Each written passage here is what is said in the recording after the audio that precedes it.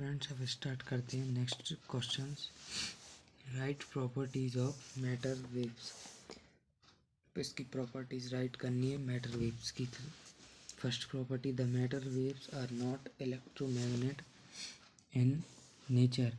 Electromagnetic waves are produce only charge particle. Nature में ये electromagnetic matter wave are not electromagnetic in nature.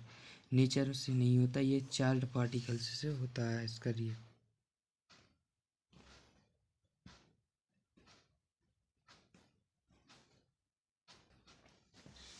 Second point है इसका, the wavelength of matter waves is independent of the charge of nature of particles. Wavelength of matter waves की wavelength independent रहती है charge से और nature of particles से। Third है, for lighter particles मतलब हल्के particles the wavelength of matter wave will be greater. उसकी वेवलेंथ बड़ी होती है और हल्की होती है। सेकंड क्वेश्चन है, what R de Broglie waves, right de Broglie equation. The waves which are associated with matter are called matter waves और de Broglie waves। तो जो जी कोई भी वेव्स होती हैं वो एसोसिएट करती हैं किसके साथ, मैटर के साथ, तो वो मैटर वेव्स हो जाती हैं। और डी ब्रोगली वेव्स भी वही कहलाती हैं। इसकी इक्वेशन है lambda is equal to h upon m v, जहाँ पर इसका मतलब होता है जहाँ पर ये लैम्डा ये होता है वेवलेंथ, एच होता है प्लैंक कांस्टेंट और m4 होता है मास एंड v4 होता है वेलोसिटी ऑफ वेव। बढ़ते हैं नेक्स्ट क्वेश्चन की तरफ। तो ये है 8th question, what is dual nature of radiations. In some experiments light waves as particles while in same other experiments it waves as wave.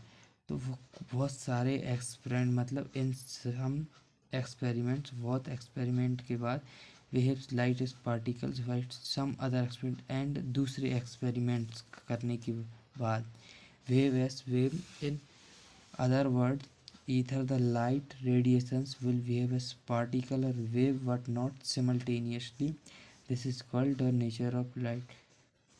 तो उनने सेम अदर एक्सपेरिमेंट ऐसे ही ड्यूअल नेचर ऑफ रेडिएशन के बहुत दूसरे प्रकार से experiments किए।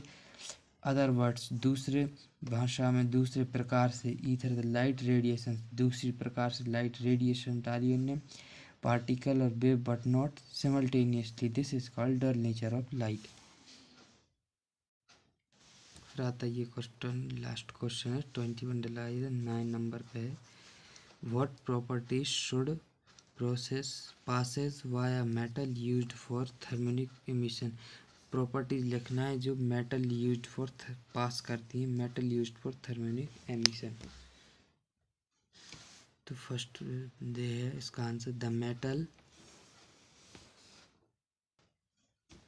Used for the thermic emission should have the following properties। First property, its work function should be small so that even low temperature the electrons can be emitted।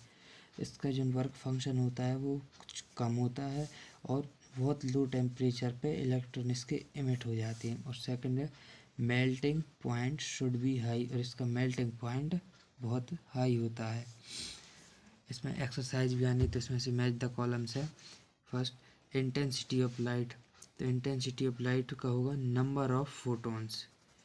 Intensity of light किस में गिनी सकती है, number of photons. Frequency of light, तो frequency of light मतलब frequency of photons, ऐसे लगा सकते। Frequency intensity है तो नंबर ऑफ फोटॉन्स, फ्रिक्वेंसी है तो frequency of photon. Threshold frequency, तो मिनिमम मतलब कम से कम frequency for emission of electron, electron के एमिशन के लिए कम से कम फ्रिक्वेंसी, तो वो कहलाती है थ्रेशोल्ड फ्रिक्वेंसी। फिर है फोर्थ वर्क फंक्शन, तो minimum energy required for emission of electron. इसमें मिनिमम फ्रिक्वेंसी था, इसमें मिनिमम एनर्जी है। इसमें कम से कम एनर्जी लगे एमिशन ऑफ इलेक्ट्रॉन में, तो वो वर्क फंक्शन कहलाता है। फिर आता है मैटर वेव्स। तो मैटर वेव्स होता है मूविंग पार्टिकल्स। मैटर में, मैटर कोई भी मैटर हो तो उसमें पार्टिकल्स मूव ही करेंगे। Thank you. अगर वीडियो में आपकी हेल्प लगे तो लाइक शेयर एंड सब्सक्राइब करें एंड हेल्प करें जिसने अभी तक कुछ नहीं पढ़ा है फिजिक्स में।